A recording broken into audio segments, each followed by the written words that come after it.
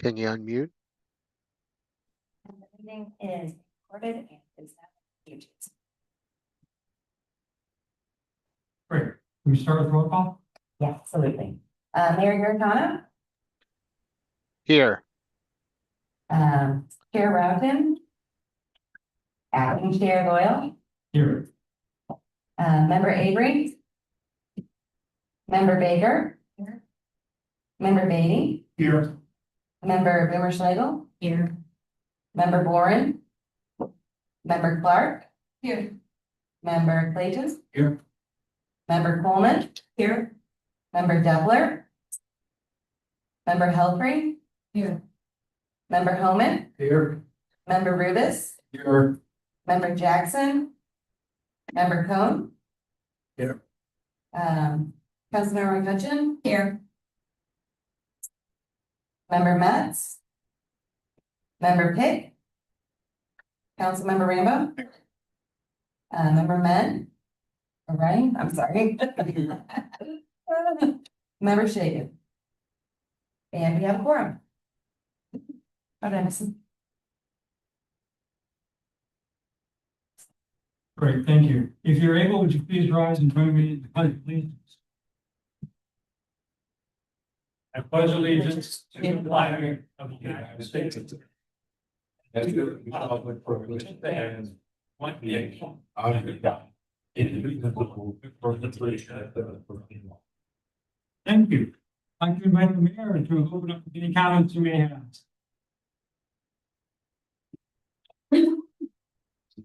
Mayor Giordano.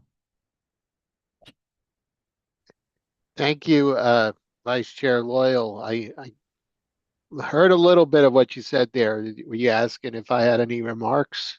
Yes, just open up, sir. You're welcome. Oh, well, thank you. Thank you very much.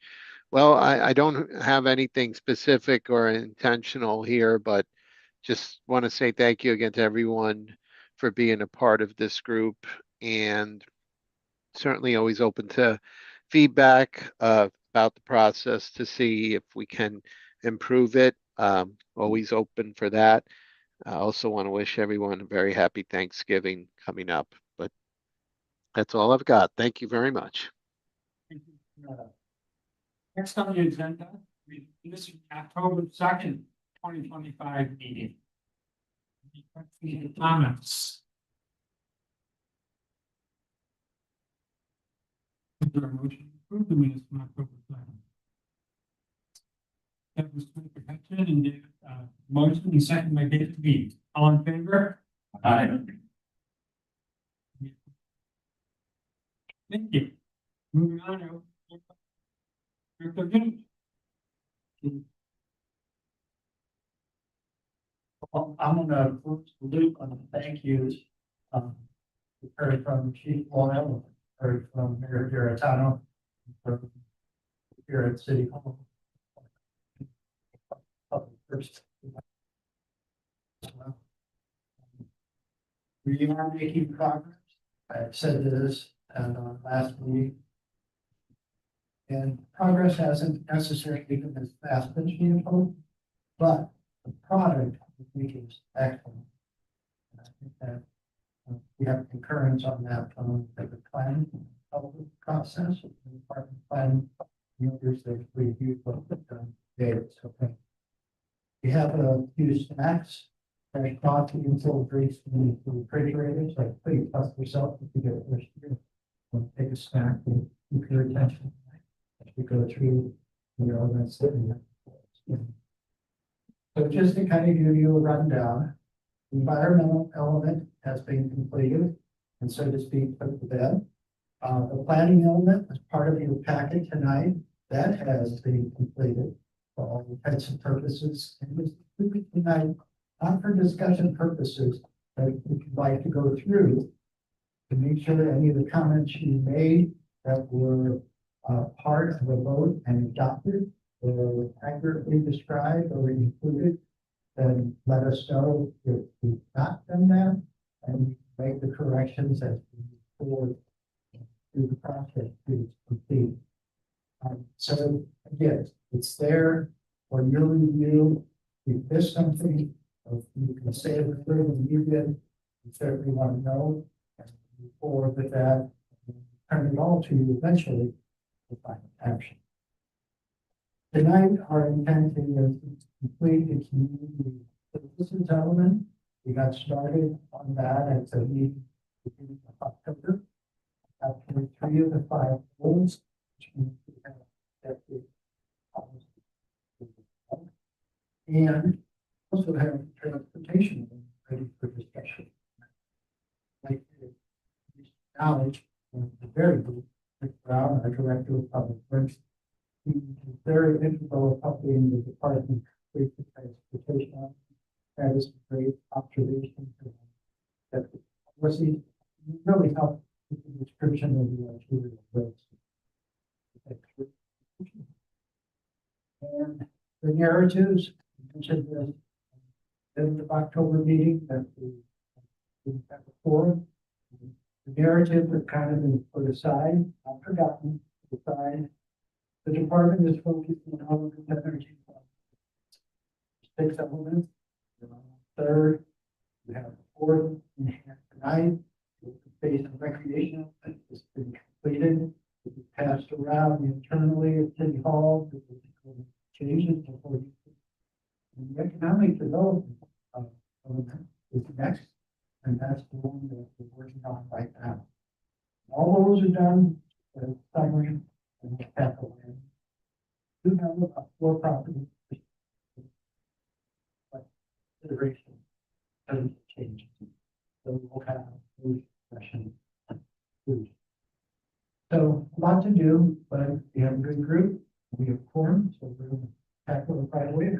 Absolutely. Proceed. So as I mentioned at our last meeting, the first 3 goals service element. And the first related to appropriate police, fire, EMS, sanitation, and other municipal services. The group agreed that this goal is essential and necessary to safe neighborhoods and maintain company values. So the Oversight group's action was retain with no change. The third goal, was I'm considering balancing the development interest against services. During the development, discussing exceeding service levels that are offered by the city, for service providers, partners, utilities, etc. So this goal, which was part of the original 1996 safety balance between the happening and how we can serve those new resident businesses as well. So the change, the third one we did bit of a change. This was something that generated, I think, the most discussion. We had at that particular meeting related to the internet-based communication services to be fully and finally underserved properties.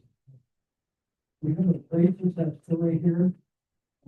To federal money, we will extend high-speed internet service to 2,100 households.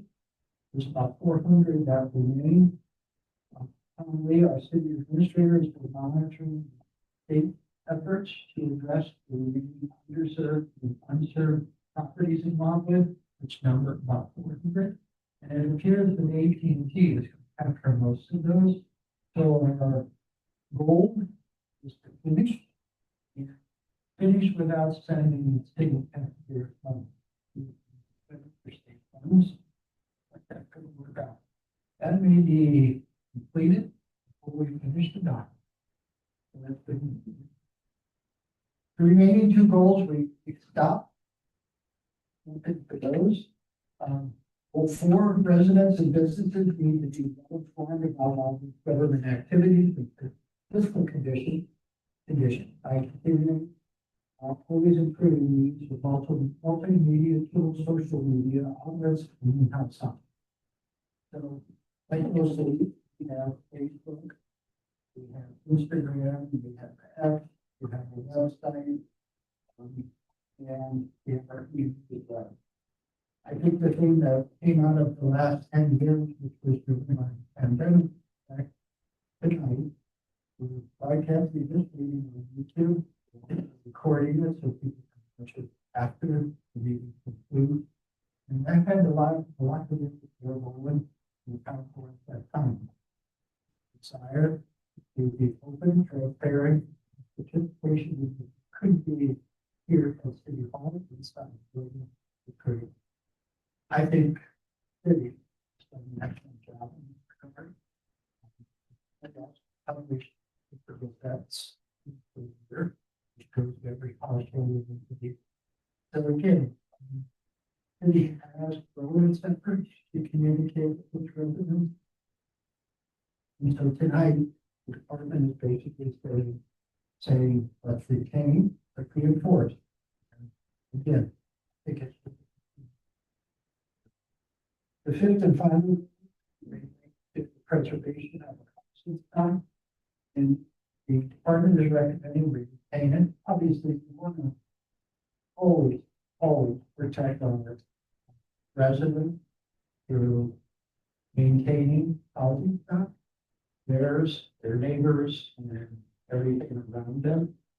Most recently, the city council through the reoccupancy program for rental units, both of them in the traditional multi-family type, apartment condominiums, and also now single family homes. And as you know, across the country, venture capital and other entities are buying up homes in traditional subdivisions. And now, for the first time, actually require an inspection to ensure safety, and the exteriors are kept up to minimum standards so they don't become a drag.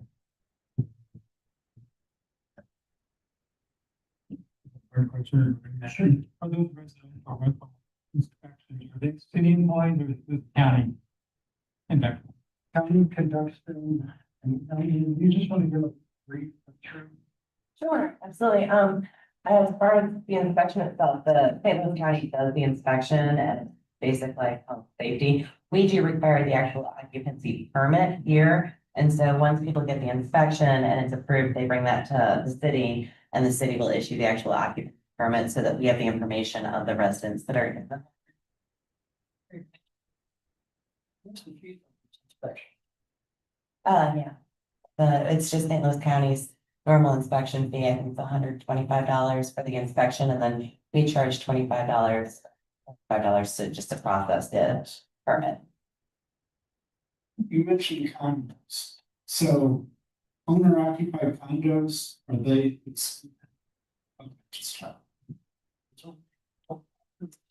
That was a big distinction by the city council. Dr. Ramble, I believe, was part of the council.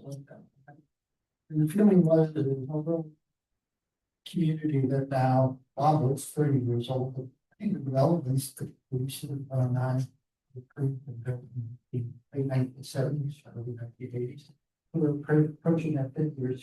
But the feeling was that most of them do a very good job. And those few that may not, we have covered code. We'll do the exterior, we can never get into the interior, but for the most part, we try to keep the exterior. Is there any mechanism to determine, I mean, obviously with the traditional rental type units, it's probably pretty obvious, but if someone just has owner occupied, decides to start renting it, is there any mechanism for the city to become aware of that or for the owner occupant to be aware of it? Or is it just by luck? Well, it's more challenging than if it were for all properties. In other cities I worked at where we've done all inspections, we've got an Ameren list so that we can see the turnover. A lot of it is, you know, self-reporting, but there are ways the Ameren list, you know, works for apartments and for no rental, but otherwise, it's challenging or online. We have a lot of the rentals that are online, that's how people end up. So my concern is for internal inspection, completely for fire codes and safety, is that a possibility or is that being done? I've been to live in Metro West Fire Protection District. Yeah, you do inspection, regardless of which rental. Yes, that is. Zero minor or Rico, there is no requirement for inspection.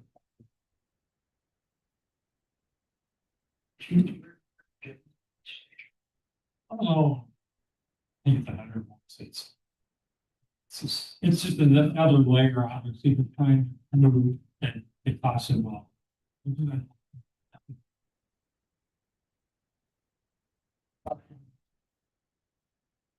Crew changes. And so just kind of fire smoke detectors. A lot of them don't have them in the bedrooms, they have them in the hallways, down to the bedrooms, so it's just things that. At the end of the day, that I think inexpensive, if they save on. Good God, yeah, I've done our job. Chuck, you mentioned the property maintenance codes that to the exterior. Does that go for every resident in Wildwood or just the ones in the subdivisions that are like the streets are maintained and stuff by the city? Or does it also apply to the private subdivision? Streets. So.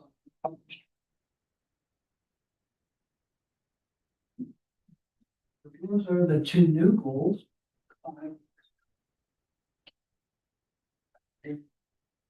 Is that our perspective? Speaker, on goal number 4, could we add into your list closed captioning? Yes.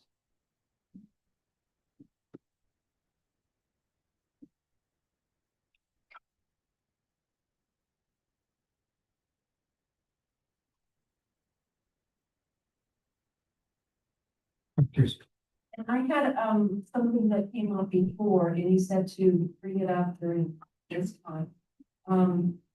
The emergency, if you have an emergency operations plan in Wildwood, and it outlined that we are to have a minimum, to have regular drills, yearly drills, simulations or tabletop exercises to prepare for any emergency. And that brought up some questions that I had, and I discussed this with Captain Mundell and with Thomas P. And Captain Mundell said that there are classes that would be appropriate for all of the elected officials to have every year, and to introduce them to what they need to do and the staff to do during an emergency situation. So it's more of an emergency contingency plan than the operations plan. Because the operations plan, you would have to go back and read the whole thing again, and it's quite involved if there was an emergency. So this NIMS training, and probably most people know what that is, that it's a 1-day class that they did, NIMS gets, and it is going to be offered. Instead, he is already setting that up for this council that's here now and the staff. But I think we should have a goal to do that every year so that it doesn't get dropped by the wayside. And we need to meet those NIM standards, and We're lucky.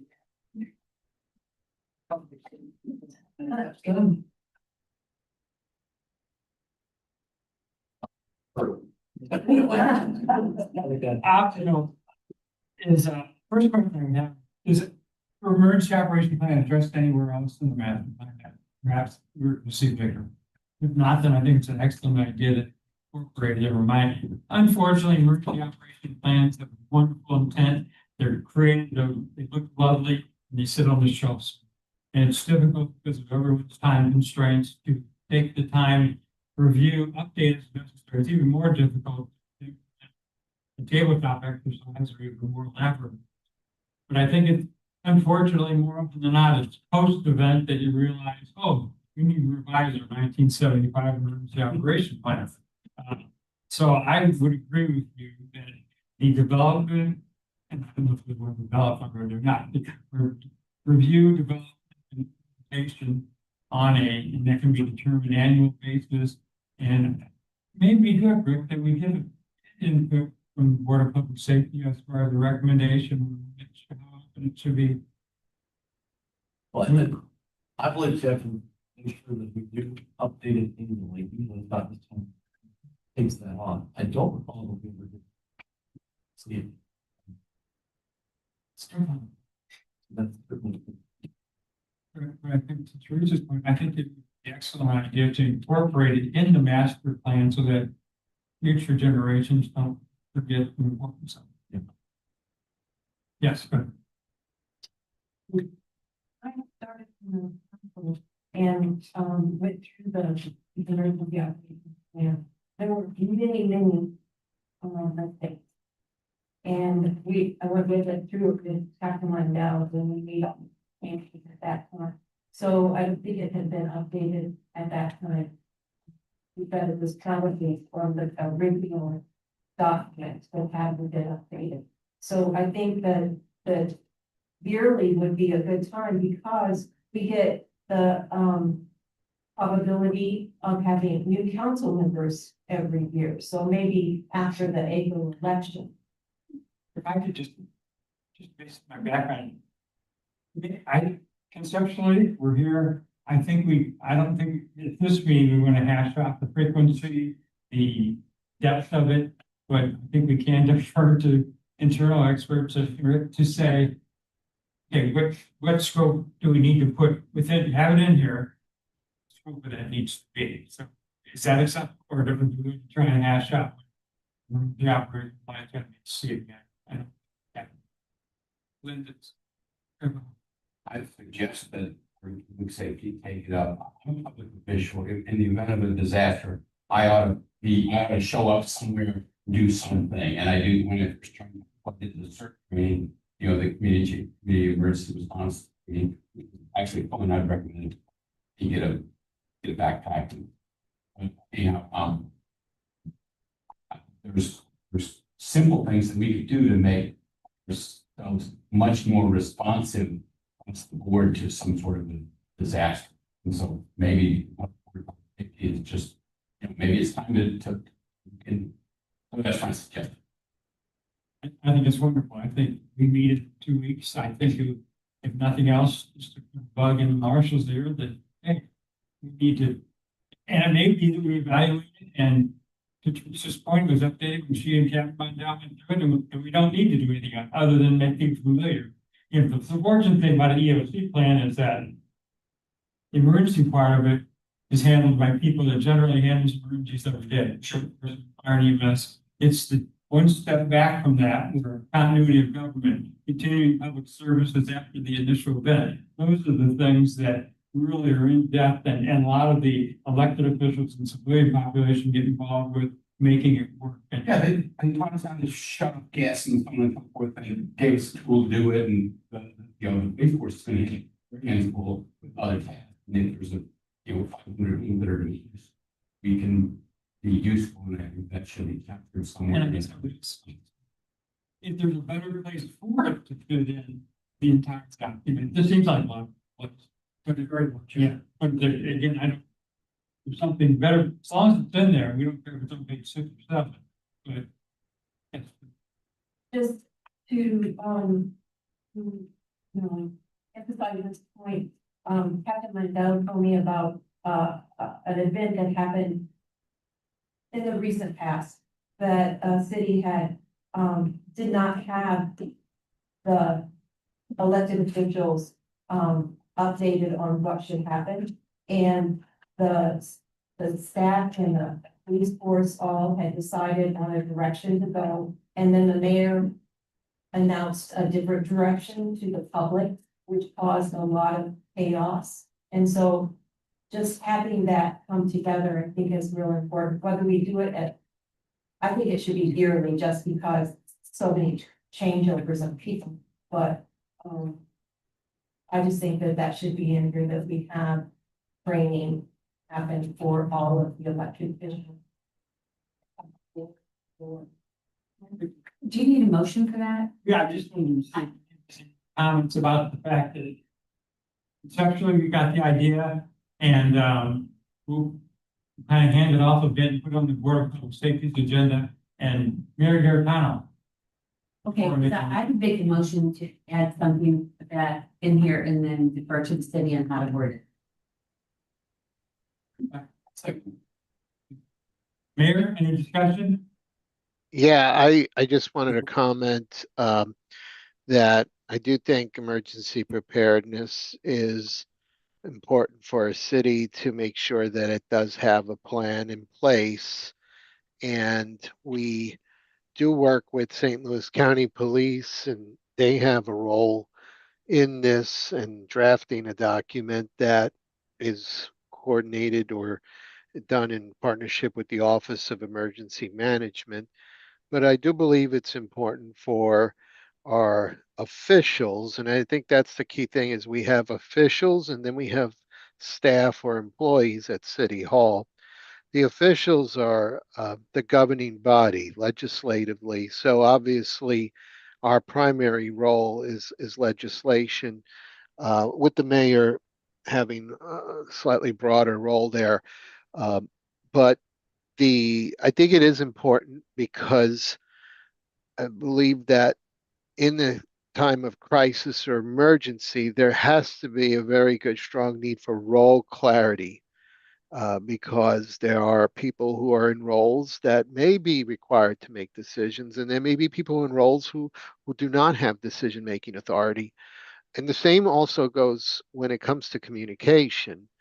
There is a specific role for the mayor when it comes to communicating out to the public, and um, we I've had to coordinate that with St. Louis County Police when we've had some incidents uh, in recent memory where we make sure that we have a plan in place of how to handle inquiries or if we have to proactively communicate information.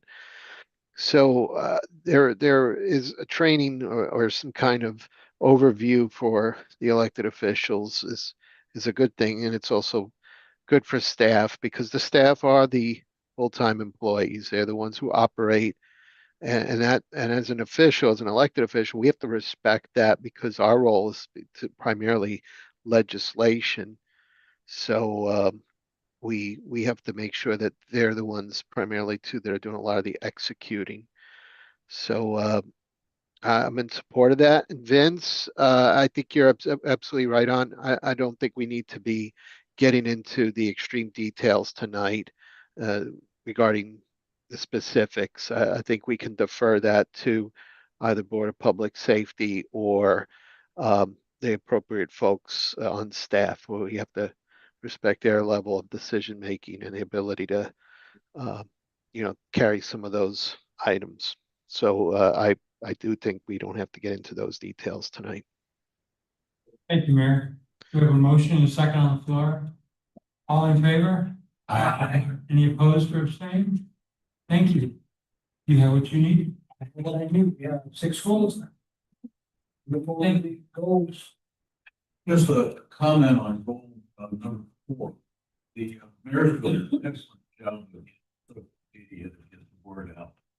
Going forward, should we kind of encourage that here, or should we just rely on the future and future mayor we might have to take on that task? I know the Mayor Garetano does a wonderful job. It's each letter or his email. The neighbors, so. Let's keep it. That's a tough question for me to answer because each mayor is a little different. Yeah. That have 3 kids, a full-time job. We have a mayor that's retired, kids are out of the house. I think school is the place to say that we should exercise every available resource. I Go ahead, Mayor. Yeah, and I don't know if maybe there's a setting that could be adjusted. The microphone isn't picking up isn't picking up all the words, so I don't know if the volume could be adjusted for the microphone. But if I believe what I heard, I think, yeah, I mean, we have all different, we've had all different kinds of mayors, and each one has their own style. You know, that's the interesting part of being an elected official. There's no, um, specific description or requirements. Everyone does things their way, and they're held accountable by the public. So we can't always count that. We'll have, um, like I understand you said something about my communication. That's my style, and but someone could step in and they may not be as communicative or hands-on, right? I mean, some of us have limitations with other commitments, and there might be others who have more time. So I think that's a variable that will always be there. Um, just like I have 16 council members, some I'm sure spend more time on some issues than others. So um, I think a lot of that continuity, that stability or consistency, I think we have to rely on the staff to continue to carry that out. We're not here to write your plan, but this is very germane to this because I've been involved in emergency response plans. It's important that any information that's gonna leave the confines of the group go through one person. And there ought to be a communications director that is the voice of the group. And any information has to be cleared through there because you don't want, and the media will do this.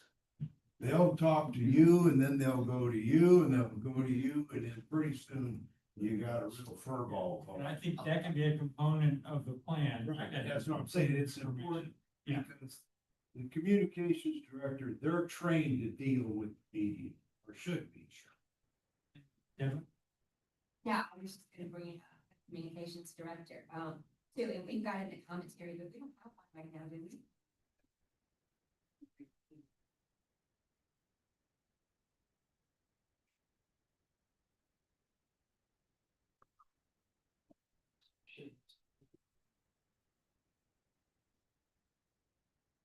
Anything else on?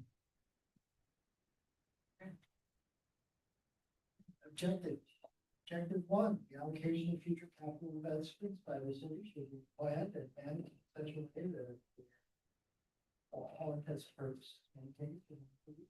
One part of this. Area. That's the street. During suburban area. We have area. For the purpose of tonight's discussion, if we say we talk about resources,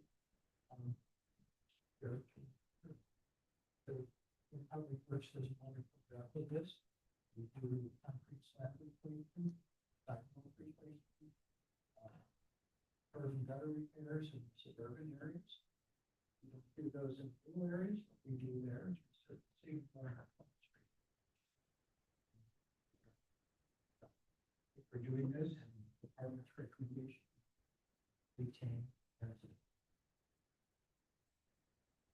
Objective two, and the constraints on development and closing and that recommendation in service providers expected by the city. Time related parties, but family development. And when per acre, there's no public. Again, part here is recommending that we retain and to a certain degree, the department is suggesting update and the update would relate to expansion. Remember, we took out public tours and environmental. Practical. Like to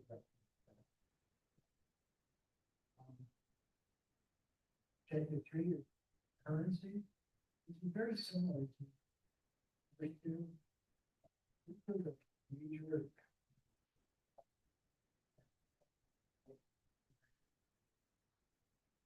Actually,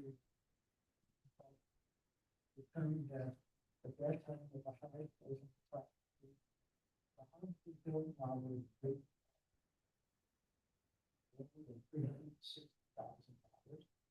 Would cost the city $360,000 more. So, currents. So, you retained it. There could be an argument here that chapters 1 to 3, some ways on the way to 7. There's some ability to fiscal, physical, and in here, components of development. So, just the thought, but all three are shown. Number 4 is can you explain if your home's not worth 360,000, you're a liability, basically? Okay, this was Jonathan Barnett, who author of our original master plan. And perspective of the analysis. 63 years ago, that's still 700,000.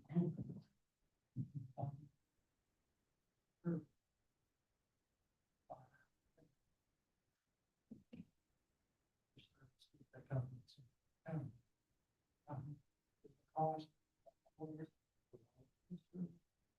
And the property tax.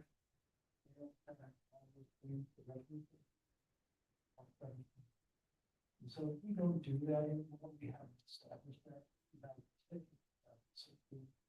Very tough place, but that was a number of things. Something doesn't show the good. Because, so years ago, granted, this was urban one.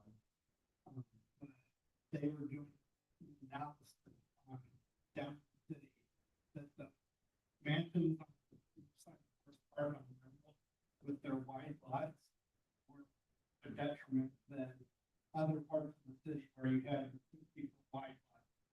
Because the narrow lots saved the city on street repair, or paid for the better street repair versus wide lot. And I kind of took that apart, which is why you always see me advocating for that deed rather than wide shop. Into the venue government. Say it was kind of cool. Within years and years, expenditures could be basically grants by a village. Advocated it, like the South. Problem is, when it stops. That, currency just speaks to the heavily bills. You recognize that can't overdevelop it, but you that's everything already has. This got the resource and so. Yeah, because and with one of the games I do when I ride my bike is go places I've never been. I've been on a lot of stuff, older subdivisions, and these wider half-acre lots. Common theme I see in all of these other, all of our neighboring cities, streets are full.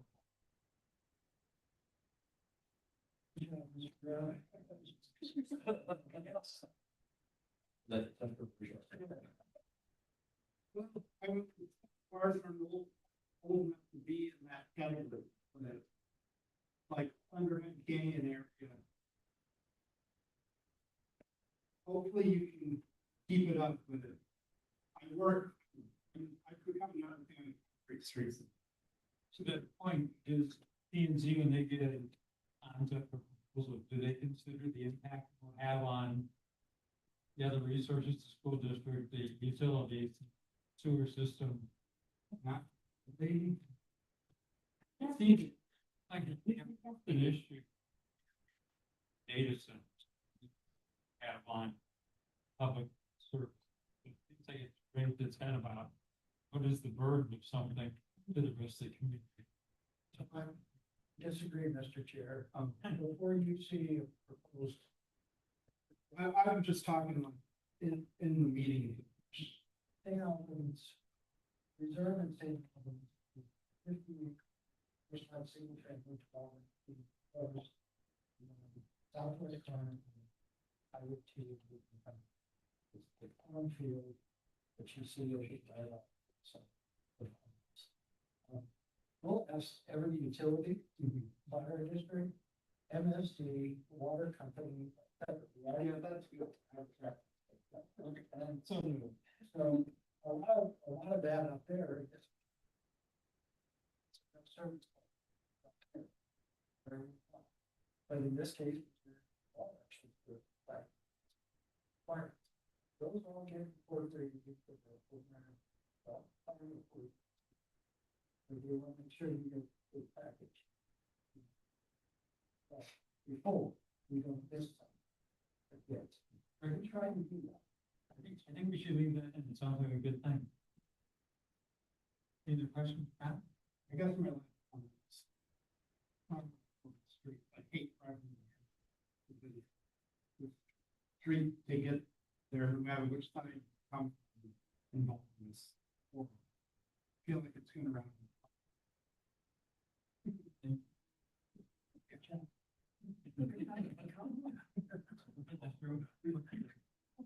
I also remember. Have to make it the street, so I guess they got the dates. Objective number 4. And when I tell them this is a overall of a program before first employee. It's going to be in government in terms of staffing. We like the time. System for services, office presidents, privatization of office each year. Best available contractor. Have we ever had, or have we had, are there any contractors who haven't been able to obtain? I think it's been more.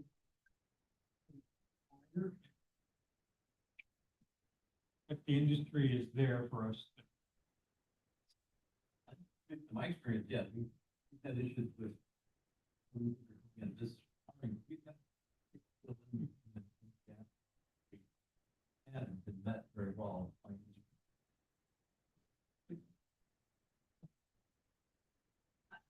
My question is just really kind of, my own information, because I think that we should keep this. But my question is, when it says in here that, the highest level of services is the most competitive cost, I'm just curious how that works with governments, because, like Highway 40, east of 270, well, they knocked that out. They did a great job, shut it down, tore it down, rebuilt everything, did it really great. They actually finished part of it earlier than they thought. But Highway 70 going west won't be done before my grandkids are dead. I'm pretty convinced. Like at Fordsdale, they built this overpass. The walls were literally touching the sides of the highway, and now they're knocking it down to build an overpass to expand the highway. So I guess my question is, when you look at this stuff, and it's totally just for my own curiosity, how do you determine that what is the best, highest level of service and the most competitive cost? Does that make sense? Like, why is it never always as easy as it was on Highway 40? Why is there always something that seems like it goes forever and then overboard? How does that work? Well, I'm ready to answer.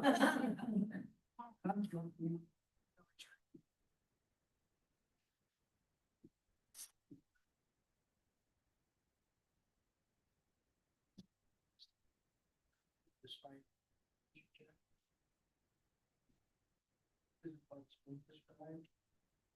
They have here the engineering plan. With reasons. Well, I was gonna say that when I-64 was rebuilt, there was a lot of work that went into that. There was a lot of work creating parallel roads to make that a successful project. But it, I think largely was very successful. You're right. identified as an important priority, and it's there, and everyone's put it. All the information needed. I think because it's got a lot of emphasis and attention, like ours is a racist. I think that's a lot of it, that's just recognizing. Engaging the community and following through. I think in government, you're oftentimes told a lot of different directions. So they can't always provide that high degree of effort, attention, and pretty little project, unfortunately, the reality we face, we have limitations, budgets, resources, and investments. I was really more directing my anger, not anger, my curiosity at MoDOT. I'm like, throw in. Okay, I'm more concerned, I'm curious about that. It just doesn't seem like they have continuity, and I just on the record, my name is Vicky Albright. I'm just curious. I-70, they started that a year ago. Yes, the multi-year endeavor to rebuild statewide, and they, Right. 2.8 billion or more improvements. Right. So Highway 40 was half of them, like, And road miles. You're forgetting the thing they got to do with 40 that they can't do. And that shut the highway. Well, yeah, and I didn't mean to take us all down the rabbit hole, but my final comment, just in the answer to you, is they've been talking about this Highway 70 thing forever. And they knew that something was gonna come, and that yet they still said, well, we'll go ahead and build this stuff right up to the highway, and we'll go ahead and we'll do this. And it seems like they didn't have any forethought. They just said, yeah, we'll just do what we're gonna do and see what happens. Kind of like with those concrete meetings they put down Clarkson, right? That they spent the money to put in, so they spent the money to take out, and then they put out an advertisement that said that they're gonna have a public meeting because they're thinking about putting it back in. And so I'm just curious, it was not any directed at any of the concerns, how that supports. I mean, my main comment, the difference between 40 and 70. Size and scope. You can't shut Highway 70 down 2 years. And I think that our concept of contracting a lot of services. Yeah. Sorry. Lisa? Just, I think we do this, I would add into that, it also makes it on environmental footprint. When we consider that in the contract. But that would be within the specifications that are created, either the work. Oh, so it,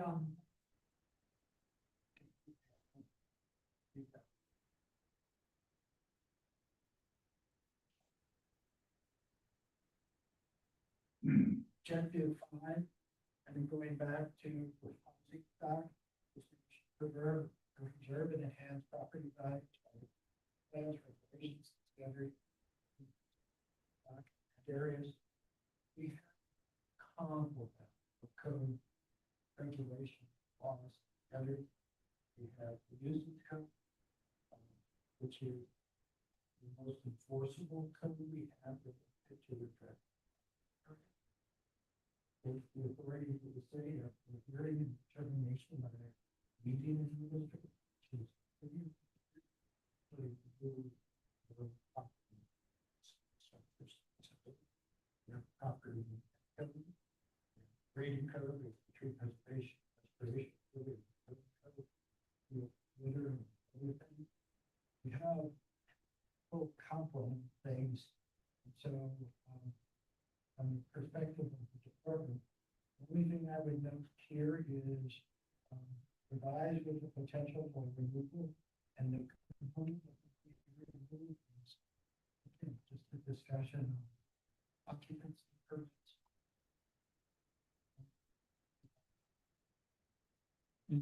Later, I noticed, would you recommend that theory? Right? So if that were to occur retroactively throughout the document. group concurs. The only reason I suggest it is it's been part of the plan for 20+ years. Just recently, we had the discussion, city council was having, that we don't need to have an occupancy program. Had it ever previously been addressed or brought before the council? It was always there. It never, okay. But we have had to address something through code enforcement, and then it ends up in litigation, say, why? This court is on final step in the process.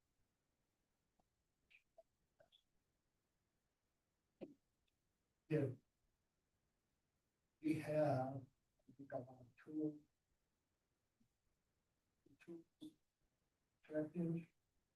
And this is just commentary, but at the end of the day, it's the municipal court, maximum fine.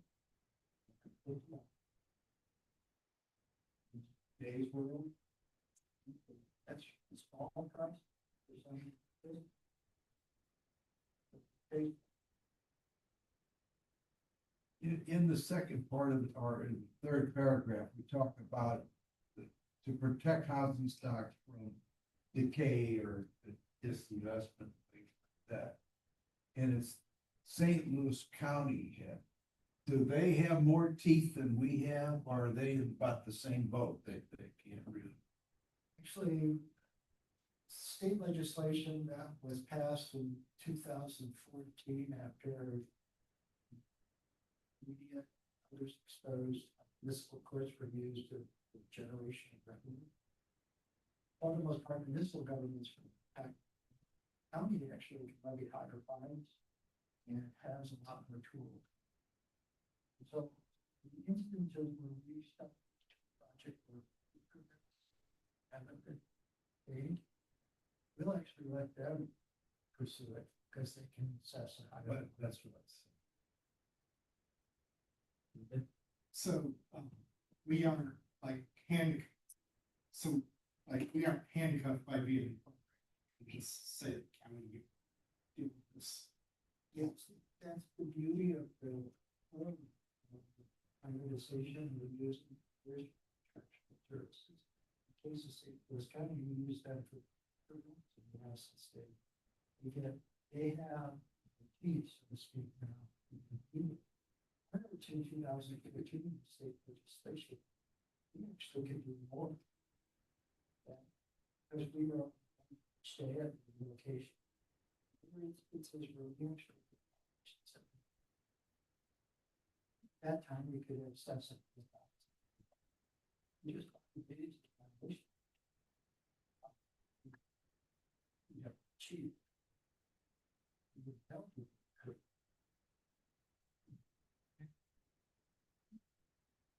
Move on to six. That's it. And then we're going to future utility constructed underground, originated with other providers. Underground utility line, part of the development standard happens. What we're finding, and what's been hard budget, just about anyway, is that a lot of other projects we love to underground utility line. For utility projects, because the budget of the project underground utility. And the utility was city pay that. And it came to, yeah. Budget. And so, all of those are viability. I think underground utility infrastructure is massively essential. And Deborah? Rick, you know, you know, I'm not a civil engineer, but I was reading, as I'm sure everybody sits around and reads chemical and engineering journal. But the other day, and the latest one was talking about this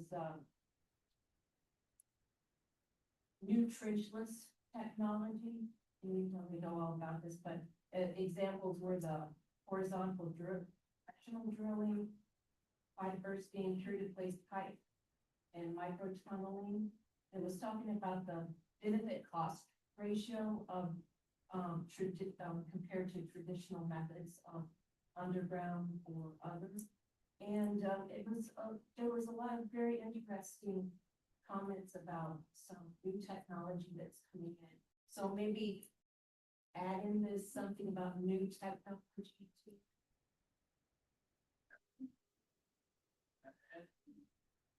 Again, underground is great. If you want to see an excellent example, Village Green has a lot of flaws. It's different.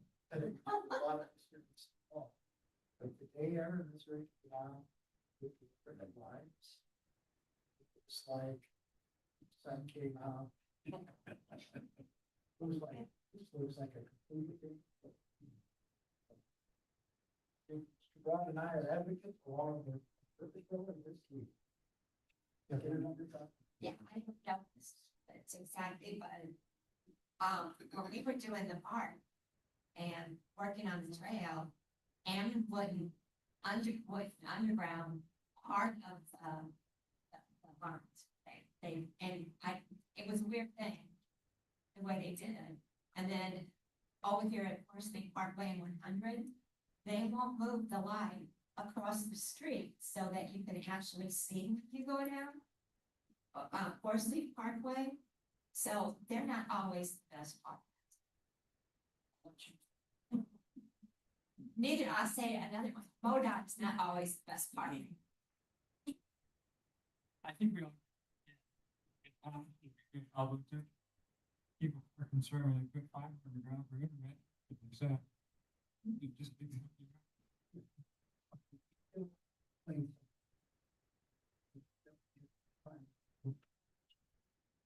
Is there any need to address environmental concerns that may come potential? I don't know what they would be, but During the process of. during the process of going underground, could there ever be any environmental impact as a result of that? I don't. I'll give a point first. Most utilities are properties. And so those are the areas that are graded out for common access. Some is pedestrian. Also where you're driving. So oftentimes undergrounding there is an issue. From the perspective. From an environmental standpoint, because quite frankly, you've got to breathe somewhere.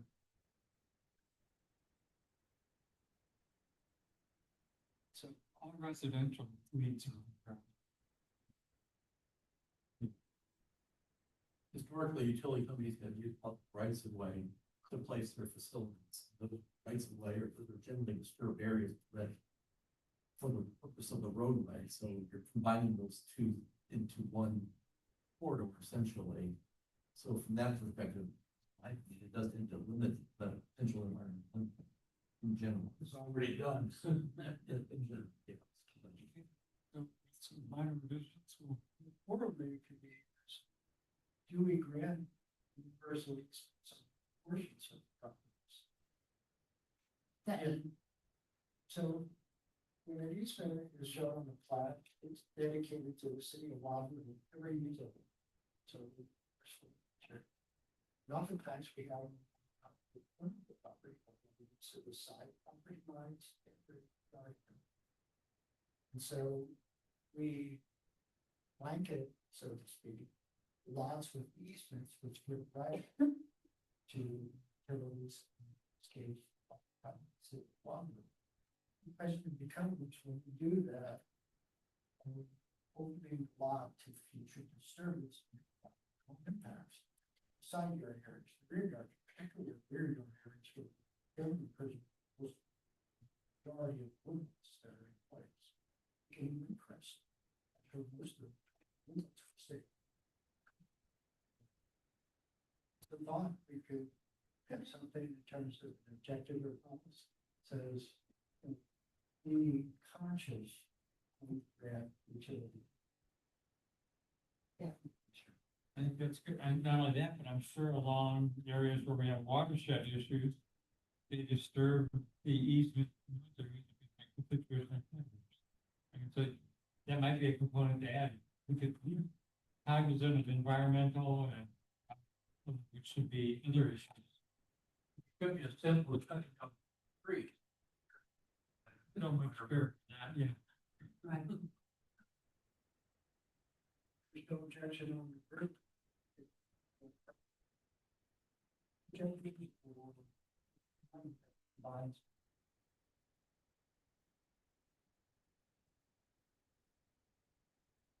Objective that essentially everything took in environmental as well as the sorts of this overlapping technological improvements or enhancements that occur. Yeah, we don't want them putting in old technology if we know that upgrades are gonna have to disturb it again in 3 years to put the new technology.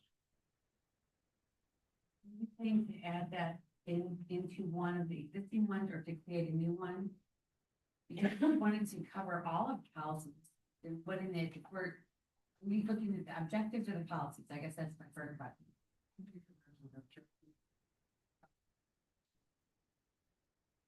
Okay, because so if you're doing an objective, but you want it to cover all, just talk about, shouldn't it be a goal?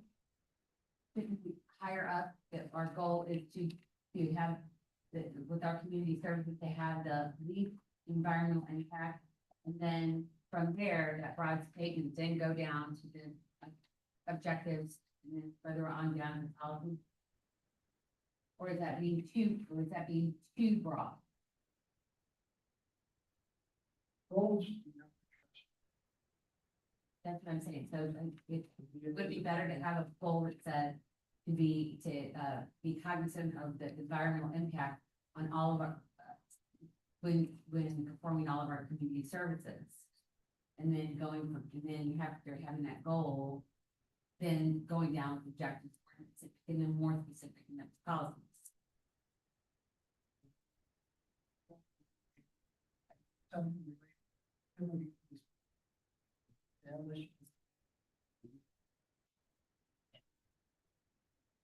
But when you said that, or maybe I misunderstood, but I thought that also that we wanted this, the being cognizant of the environmental impact to also apply to these other things as well. So if it was a goal, you wouldn't necessarily just say that it was for the easements, right? You would say regarding any kind of community service that we provide in the city, that we are cognizant of the maintaining the low environmental impact. And as a goal, then Yeah, I think there's probably a presumption. Anyhow, well, it does that. Look at the banner for the 30th anniversary, demonstrates that. no, I agree environment is with that. something It's not in there. Yeah. And if we're talking about how we're gonna apply to all these things, I think if we're following suit, yeah, that's right. It's kind of like the grand tree concept. It's a grand tree. I defer to you. I'm here. Objective one.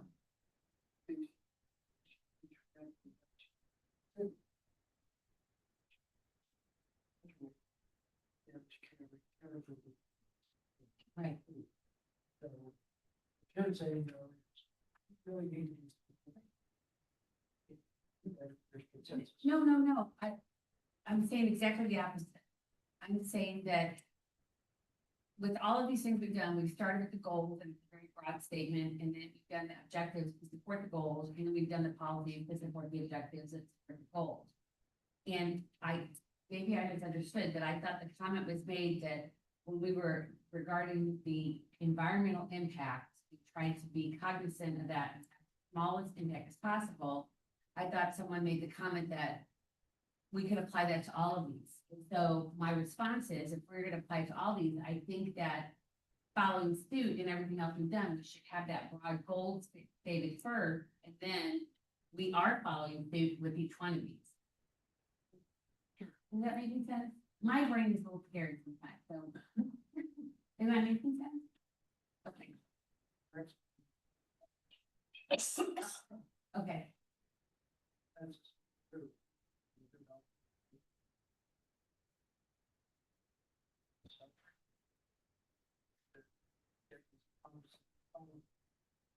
Well, because they kind of do, they kind of are stating that, Thank you.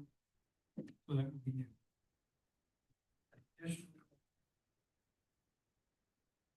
Potential, I think something objective policies.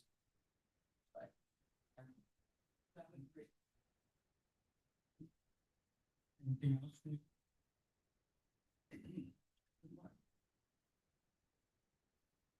Let's move on to policies. Policies, community service.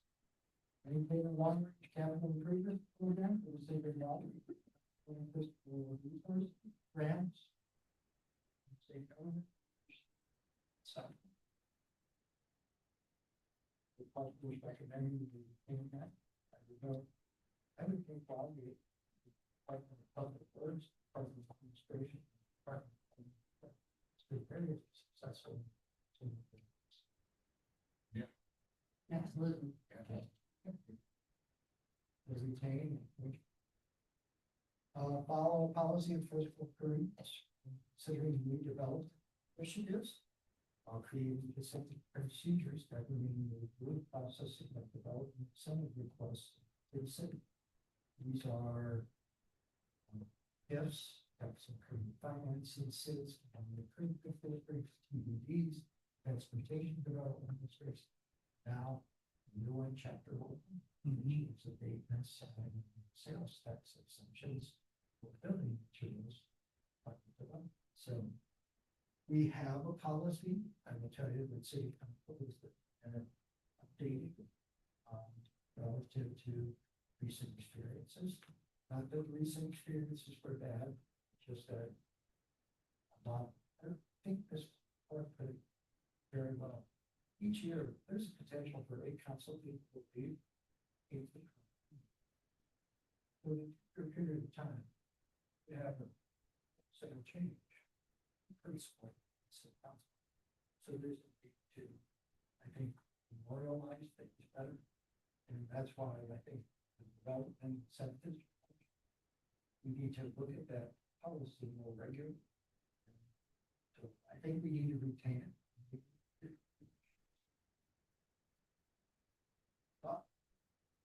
Well, definitely revisions out of stronger. So that it's more of a benefit to the city. We don't need to lose any more revenue. This year, certainly.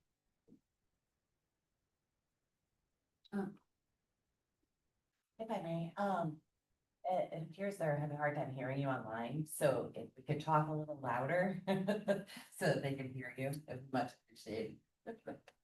In here. Just anecdotally, it's interesting.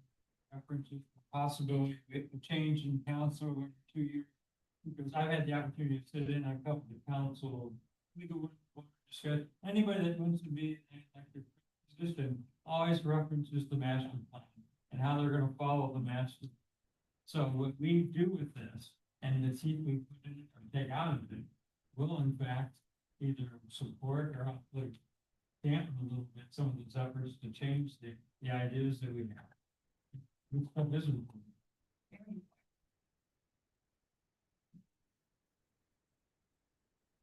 I think this doesn't apply here, but in the last 10 years, we've added in the BPRC.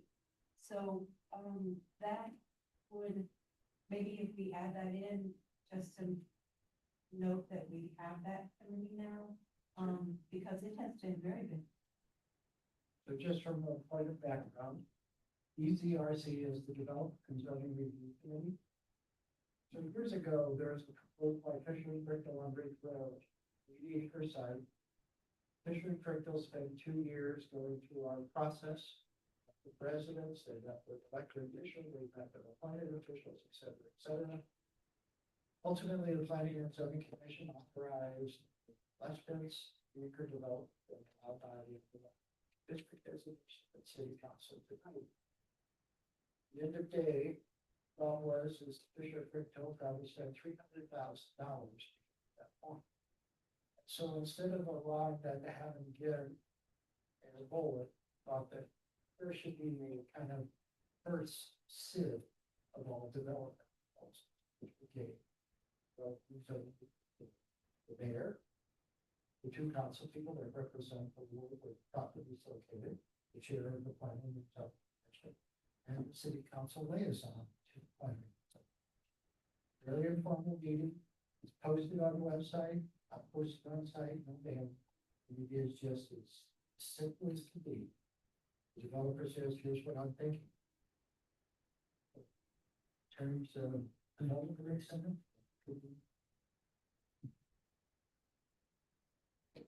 That's been very beneficial for Ward 5, and I'm sure for probably other wards as well, but I think it worked exceptionally well in our case, especially with that point at right. Conference. So that first will change.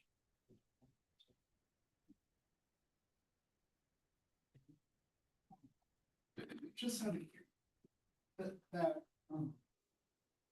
development on Bridge Road. That was good. So that was all in 3 lots. How, what failed city council? They wanted a PRD, Okay. so the issue wasn't so much size of the lot, because the ridge, where the road would go in the houses would be, it's very narrow. So it was easy to extend the lots 2 acres, they were just very narrow and long. So it didn't meet the width, no? The widths, it is not bad. Okay. Gotcha. All right. Thank you. And then, is that the property that I heard maybe gotten bought by somebody trying? Space Council has submitted a grant application after this purchase, and we have to file it. Match that. Grant with the state of Missouri. Thank you. And maybe I should wait till the end of this, but this makes me think of in the last planning and parks meeting and in the last work meeting, there was a lot of talk about, standardizing and commonizing, and looking at the different meetings that are available and committees that's being, to find out what is the most efficient way of doing things, and looking at qualitatively and quantitatively how we can streamline things. Does that sort of fit in here? Where we're, This speaks to develop issue. That's. Artistic limits, would a TIF be included? Okay, so it's all encompassing, and there's probably something that haven't even been created yet, that some developer probably would like to utilize, or which alter, whatever, that, so we probably need to be a general enough to consider future. they're really bringing that up, the reformer. Speak, it seemed like there was.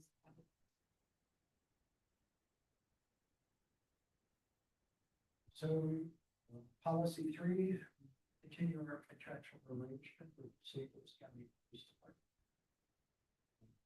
Well, it says police service.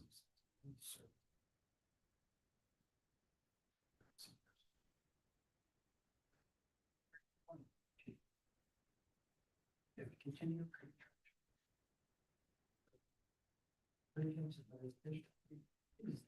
Is there a rebuilding? Or I know every year, I'm saying reviews the budget, and give it the blessing, and is there a regular revisiting of the contract? Or Mr. Lee?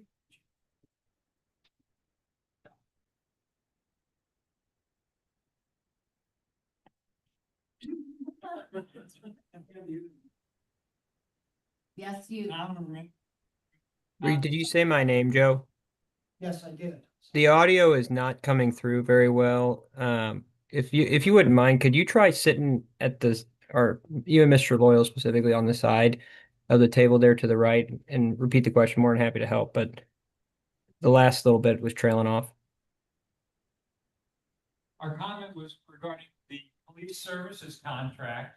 And I had asked the question if that is ever rebid or revisited. I know every year the Board of Public Safety at least makes a recommendation for approval. But is it ever on a 5, 10, 3-year basis rebid or reevaluated? Yes, certainly. Thank you.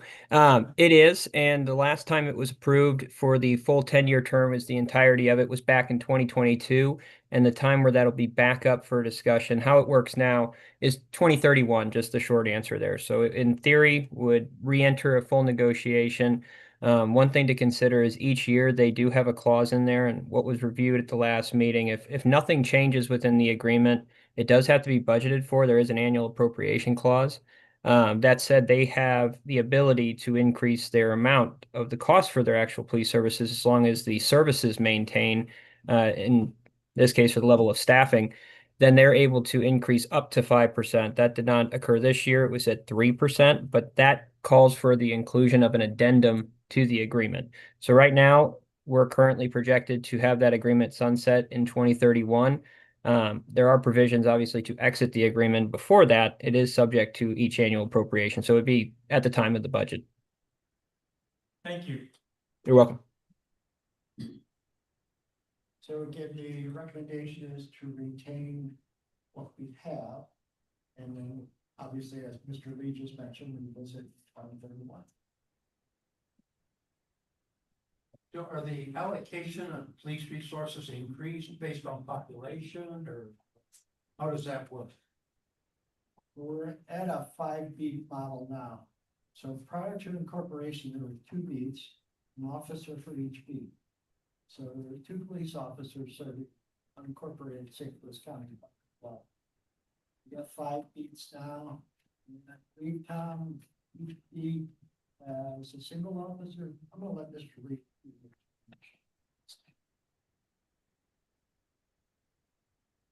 Did you hear that, Tom? I did not hear the last little bit there, Joe. I heard the question about the beats in general, and also the question about how our policing servicing, the level of policing has increased. You provided a history, then it trailed off. So could you explain what the 5 beats mean? Yes, not a problem. The 5 beats for the city, that means there's 5 different quadrants of the city. I won't exactly tell you where they're at every given time, but it means that any time of the day, 24 hours a day, there are 5 officers that are running they're either responding to a call, filling out reports that are following up on police reports, or they're actually just sitting there, catching speeders, etc. The other side of that, and that consists of the majority of the police officers we have. We also have the assignment of 1 neighborhood police officer. That individual is Officer Fisher, but he's associated with different of community events. He kind of leads the effort of organizing those items, and then also goes out and does things that the city staff doesn't necessarily always see. There's like a trunk or treat that the police participate in each Halloween. Those types of things that help build community. We have a precinct detective, which is a new addition. That individual does also serve as somewhat of a neighborhood police officer as well. And then we have 2 park officers and then 8 sergeants that oversee the beats. So that's kind of the breakdown of how day-to-day operations run. They run on 12-hour shifts. They then work typically 3 days a week, and then they have a day where they fill in that to get to 40 hours. But overall, we did in 2024 have a decrease of 2 police officers overall, due to a recommendation that came in from St. Louis County Police because they found some efficiencies with the change from going from a 8-hour shift to a 12-hour shift. Mr. Lee? Yeah. So again, in terms of policy 3, retain as is. 4, infrastructure for new or upgraded telecommunications service should be consistent with the appearance of the community by pre-existing structures, etc. This actually relates to telecommunication towers, not necessarily fiber optic internet. So, and I think if you go back down, we've kind of evolved to towers. Originally, very restrictive. Did not approve many towers. Pushed very hard for existing telecommunication providers and new ones to basically co-locate, share existing vertical improvements. Obviously, as every person began to landlines became less desirable and abandoned, eventually gained toward yes, flexible policy for telecommunication. We still require co-location in all instances, and we generally now these vertical improvements. Example, this tower in town is by St. Catholic Church. We stuck it right next to the water tower. So I put all the apples in one basket. I know you recommend, even I'm just wondering, even though it's not as applied now as often as it was like 10 years ago, isn't conceptually for the future, whatever remains to be the next great idea that we always wanted to, the infrastructure of it to be new, upgraded, consistent with the rural appearance of the community. I know that towers may be losing favor just because they evolve, but I don't know what, like there'll always be something that could impact the rural nature. So first of all, I thought that the state of Missouri said we can't tell somebody they can't put a tower in, right? That's, The state legislature, for all purposes of municipal government, basically said, you can't argue location. You can't ask for maybe to see if the actual lack of service or poor service exists. All we can do for the most part is aesthetics, ensure the equipment area that to here's where it's located on the site. So yes, we've been very much to. so my question then would be following on that, if we remove this here, because of what you just said, it kind of doesn't necessarily apply, except that if we remove this here, does that take away the teeth that planning and zoning or anyone has to control the CUPs that deal with the aesthetics? So does, does one rely on the other? Always argue.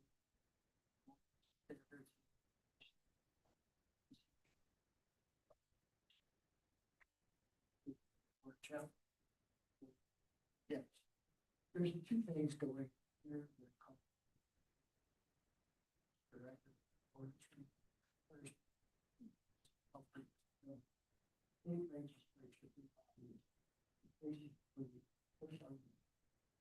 Secondly, everybody has a cell phone now, and there's a problem with coverage.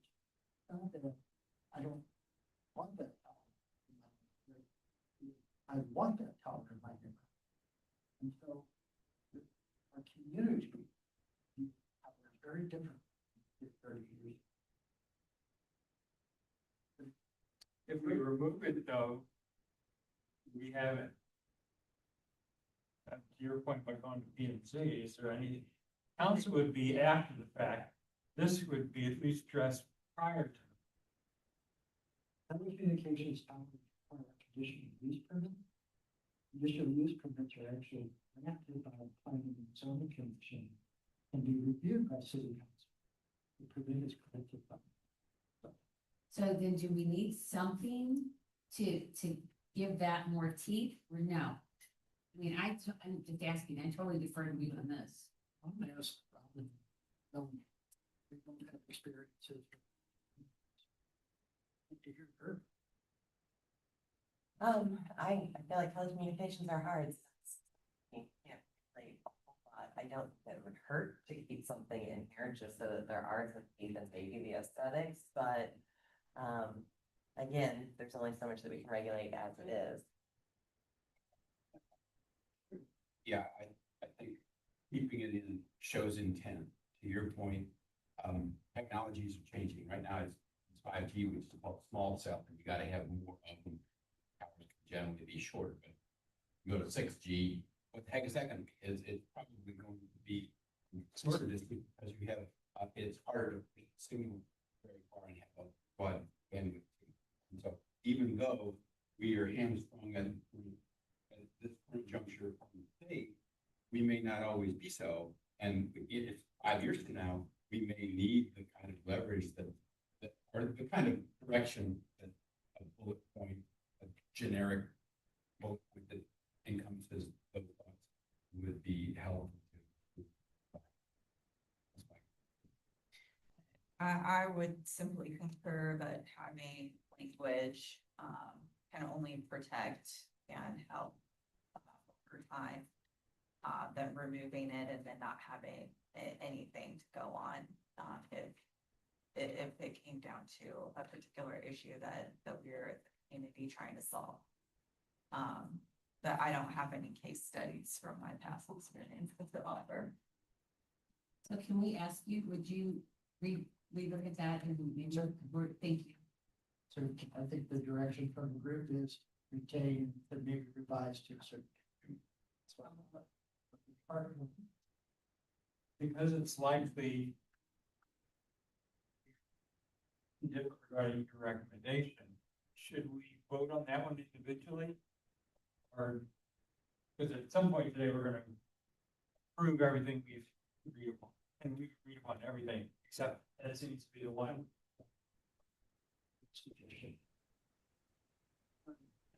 Yeah, policy number 5, give opportunities, foster public partnership, create incentives, for the provision of education, service for households and businesses.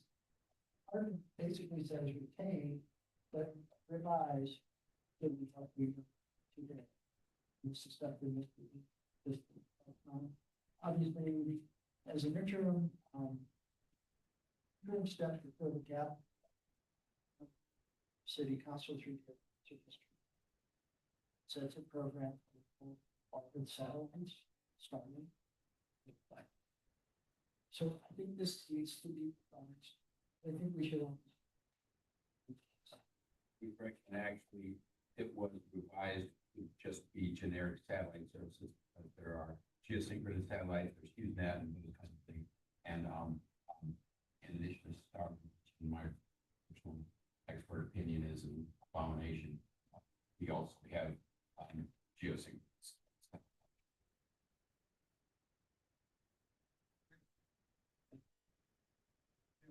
Other than Spectrum, have we got some other companies that are looking to step in and help these people who really trying to fall in wayside?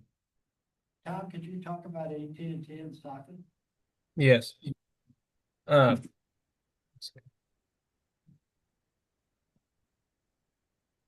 So yes, we currently have Socket Telecommunications and AT&T. Well, AT&T has already completed its work. It has work scheduled. The city had also identified 395 addresses that still needed access. Typically, they were a little bit east of 109 in the northeastern portion of the city along Orville. That was a large pocket. There's some on the southern side as well. Overall, Socket right now, they're actually going to places where AT&T had already serviced, but they are looking to expand to over 6,000 houses in Wildwood. That's going to take some time. So that is almost project one over on the side. Right now, the city is aware of going through Turnberry Place. Those places have already gotten service.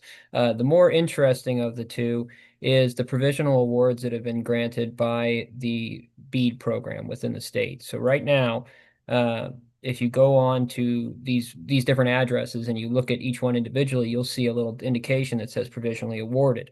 What that does mean, and the department has followed up with, we've been staying in touch throughout this process, is that AT&T has been awarded these contracts. That said, they have to come to an agreement on the final terms and conditions. So right now, the state is in negotiations, and we've been told to, do not go out there and say it's a done deal, but as of right now, they have been awarded the addresses, and the idea would be that they would be receiving them, and that would get all of them except about 30 or 40 homes that would be without internet after that project, and those ones are scattered almost throughout the city. And the idea from the department's perspective and concurred from the city council is that we would almost let this BEAD program proceed, let them come in, expedite the permitting process, have them provide this service to those addresses that are highly impacted on the northeastern side of the city, and then reassess. And if there's any lingering households that may still need it after the fact, at that point, we could either urge our partners within the telecommunication companies to service them, because at that point you'll have infrastructure nearby, or the city could potentially put together a special smaller project, which will not result in the same expenditures that were projected for the initial phase two. But more than happy to elaborate on that. I just wanted to kind of give a run of the land. Thank you. If I understand this correctly, as long as one fiber company comes and puts fiber in your neighborhood, you're considered that you have access to fiber. So it doesn't, so for example, I'm just gonna use my house for an example. I know that my neighbors have Spectrum, so I know that Spectrum has fiber.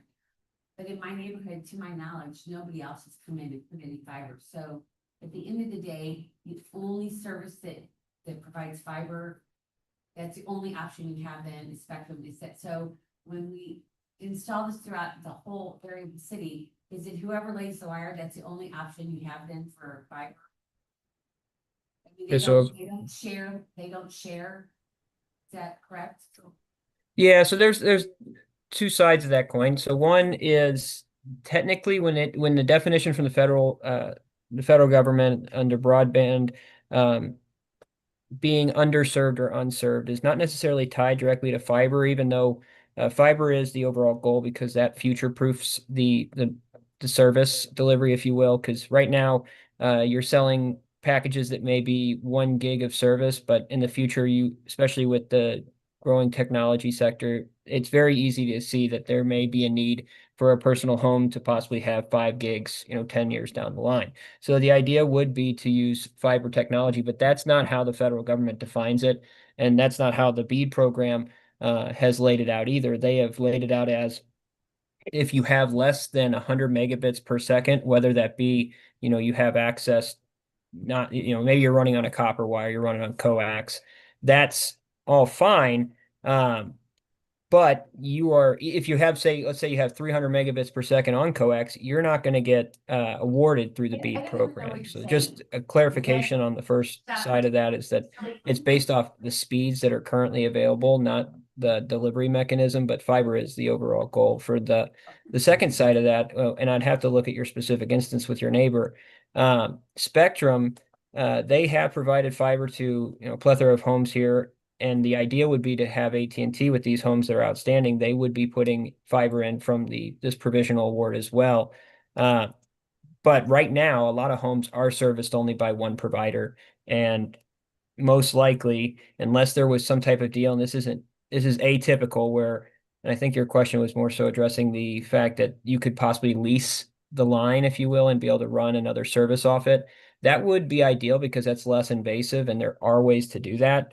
That said, a lot of these internet service providers, especially the larger ones like AT&T and Spectrum, they won't allow that from some of these smaller providers, just because they don't want to have to deal with maintaining someone else's network and providing the competition. So right now, you would almost think one line is in, you're going to be tied to one provider. If there's two lines, it's most likely two providers, et cetera. You're not going to have two providers sharing the same line the way things are going currently. To your point, if it's there, yes, we have access to it. Right. Use That's what I was asking. And I'm going to ask one more question, and it's only because we're talking about internet.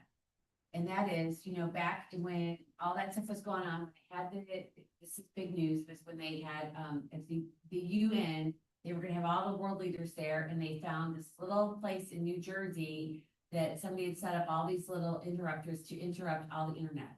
So since we're talking about internet and we're talking about community services, and we spoke earlier about emergency preparedness, all I want is a yes or no. I don't need details, but do we have an answer for, or if something happened to the internet in our area, that we would be able to communicate or deal with emergency preparedness? For staff specifically? It's just a yes or no question. Yes, staff and yes, Okay, thank you. you're welcome. The department wants to retain policy 5 because it also encourages competition. Competition. Underground fiber optic, copper line. Dr. Rambo explained other alternatives. Satellite, the hotspots, the mobile, that's part of the reason.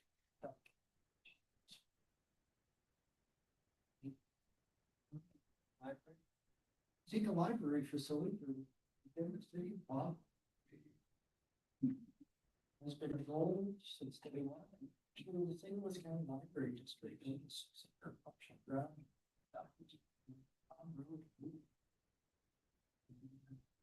Gentlemen, Mr. Sachs. With that free property up on then Chesterfield Mall. Location there, they sold it. Chesterfield. I think. The question, just so I'm clear on everything that we just heard. So the 400 households that are currently underserved or not served at all, Socket and AT&T, are they all being contracted to be underground? Is that what I'm hearing, or is it the other, they're also satellite or these other things too? I'm just curious, long term, since satellite is maybe not Yes, so consistent. So it is going underground. I was just curious. yeah, so the BEAD program should be going underground. If it's fiber, they will be projected underground. They will most likely if there's an Ameren line that is adjacent that's existing currently. They typically will find a way to get it up on the Ameren line if Ameren's willing to let them. Most of the time, Ameren's a little hesitant to let that happen these days because there's been issues in the past with lines being too low, having to make repairs to lines because of someone else being hanging there. So they will most likely be burying it. The thing I want to be careful on is that they are still the state and AT&T are currently negotiating it, and it's still subject to approval by the NTIA. So the specific provisions, and we haven't received a permit application from AT&T for the work because they're still doing that negotiation. So once that's all affirmed and the NTIA has approved it, at that point, we'll know a lot more about are they going above ground, below ground. The idea, though, would be to underground it as much as they could. And then in some instances, they probably will find some cost savings by going along current Ameren lines that are above ground. Thank you, thank you.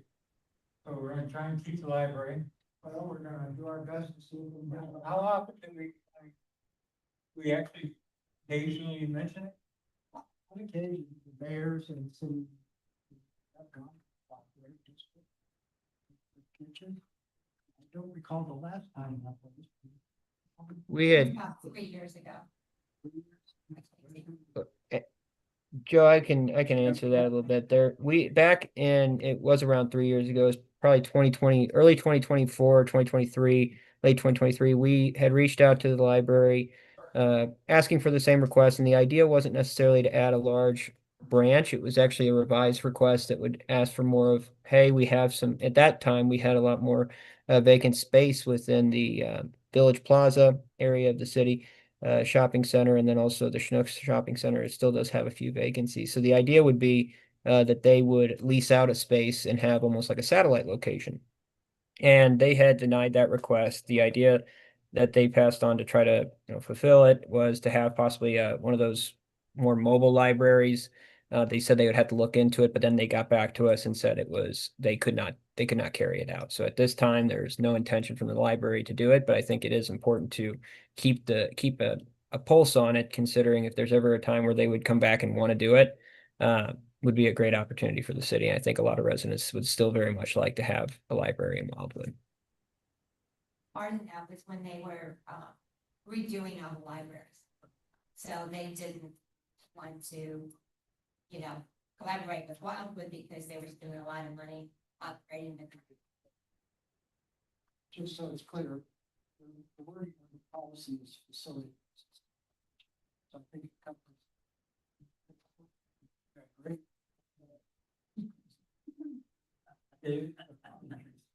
So you said that they own property on, they do. And Manchester or 100? 100. Oh, like where the dog park it was, there are a lot just. So when did they sell? Was Daniel Boone open before? It's so. Yes, sir. So Daniel Boone branch was in place. It seems weird that they abandoned this area. This area for Chesterfield. Yeah, I know where it is, yeah. The community college ever be able to get together with the county library and have like a library common to both? Just in partnerships. They call it, if there's no objection, yeah, well, that's something like that. Because there's not a library for the college yet, is there not? There's a small one. But there is. And 15 minutes left, and we're right back.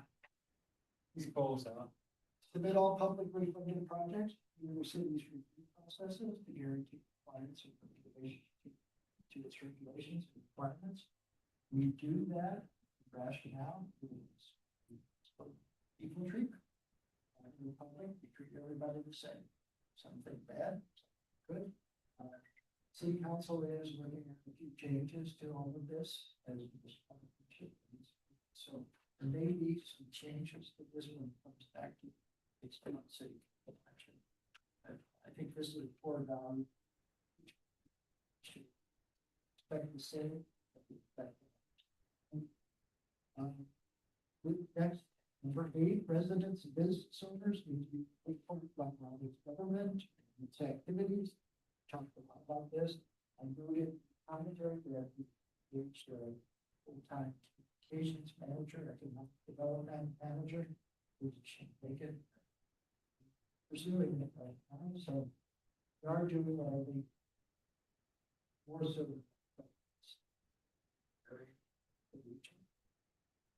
Number 9, there's something we call the St. Louis County Commission. Every 5 years, they ask for annexation plans. Survey and I attended something. So if you don't file an annexation plan, you can't ask it in an area to find a window. Areas where you have that area that's still incorporated forward. And that corporate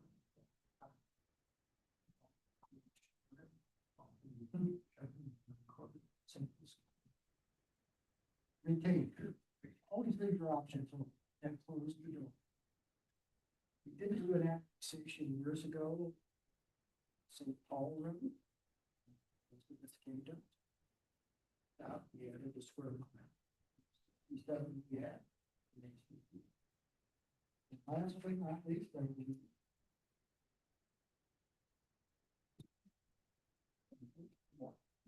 Senior programming. We do this quite a bit. We use community development block grant funds that are awarded through federal government to St. Louis County. We see city lines.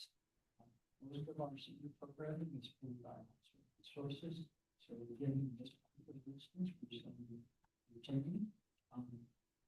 Also, more on the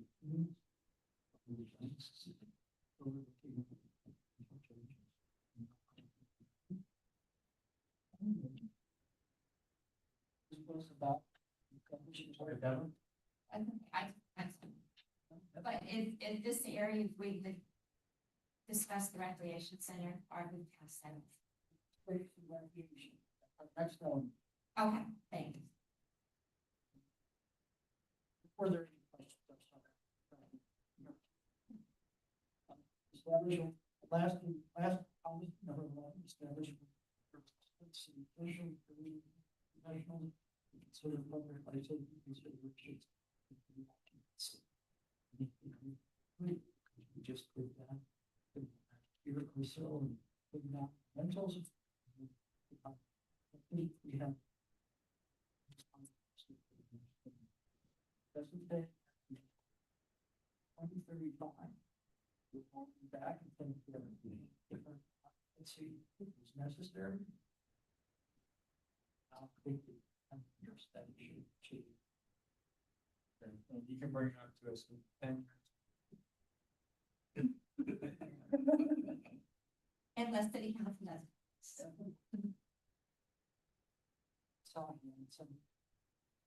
So um, I had another one to add, so.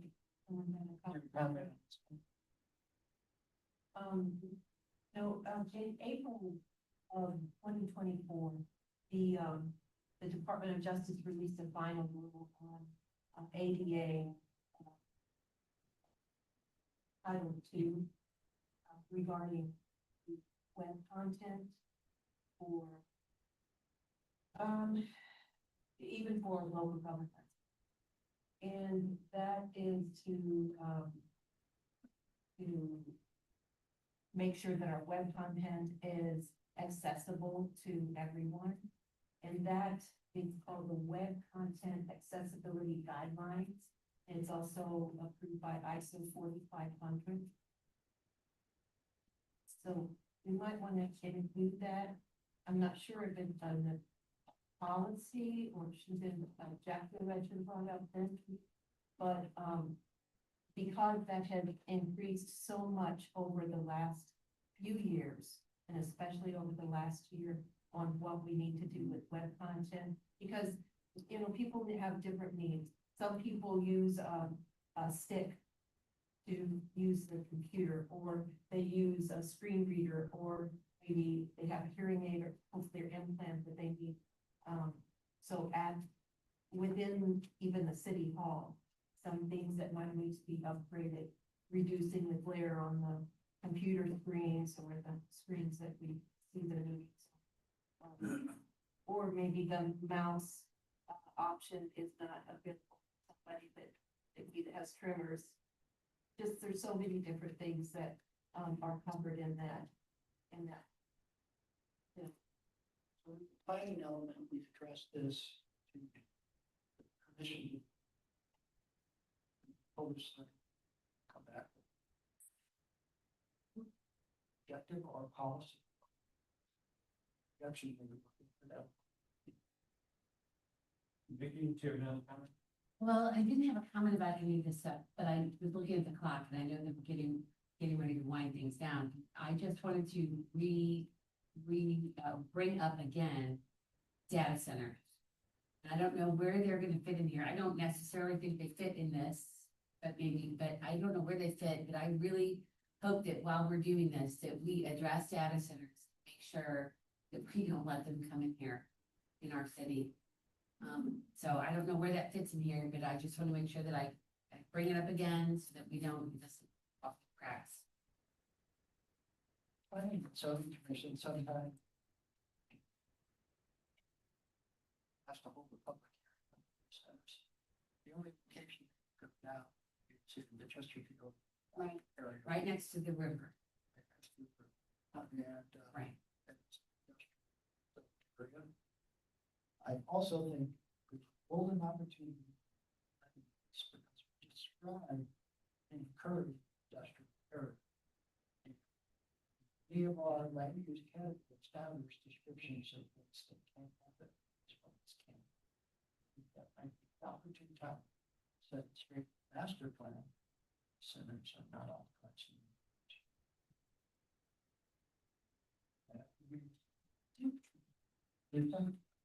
One more thing I'm thinking about, a former council member, Remy, he often brought up the need for arts and culture. Maybe a policy about that with film festivals and different things, because we haven't really focused so much on reach the arts. This space of recreation. Something there. It's working on that today. They have outfits, sculptures.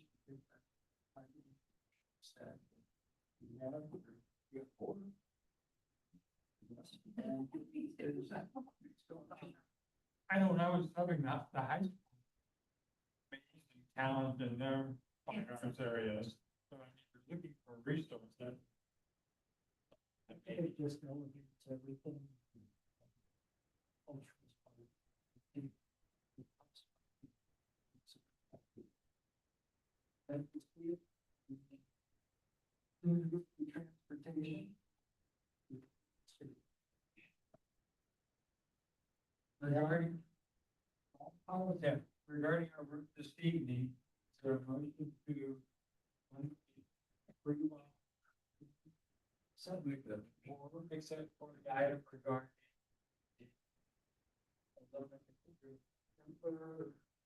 Except for number 4 under column. Michael made a motion, is there a second? Need a second, all in favor? Aye. Any opposed or abstained? Thank you so much. Heritage, supposed to have services, as I mentioned, starting, I've been both. Travis, Rodney, so get that, I promise, but I think. Still learning on enrollment, transportation. Great, as we move to town, some public there. Come back. I'm picking up tonight, and I think we'll come back. Well, I'm confident that I think that, Our next meeting's good tonight, is that what we're gonna go with? well, I got confirmation, of 23. Didn't get 12 confirmations. And stuff, we send it on. That one, we can put the transportation. Sorry, but it's really nailed down transportation. Won't have much time. That's good. I work 2 days. We'll leave that open. Confirmation that will be here, thank you, thanks so much. No doubt. They haven't said they can't make. Work for most everybody. I can make the 9. I thought I sent that in. Oh, I got. Oh. Oh, Say that. I didn't get no. So I need. So it was either the 9th or the 7th. With the stuff. 17th was, no, in a couple. Yeah. Negative 2. Wow. I think I did try to respond, I think it, that back to me at one point, but I'm not really making it. And do we have any public comments? thank Seeing none. All in favor? Aye. Aye, great, thank you. Thank you.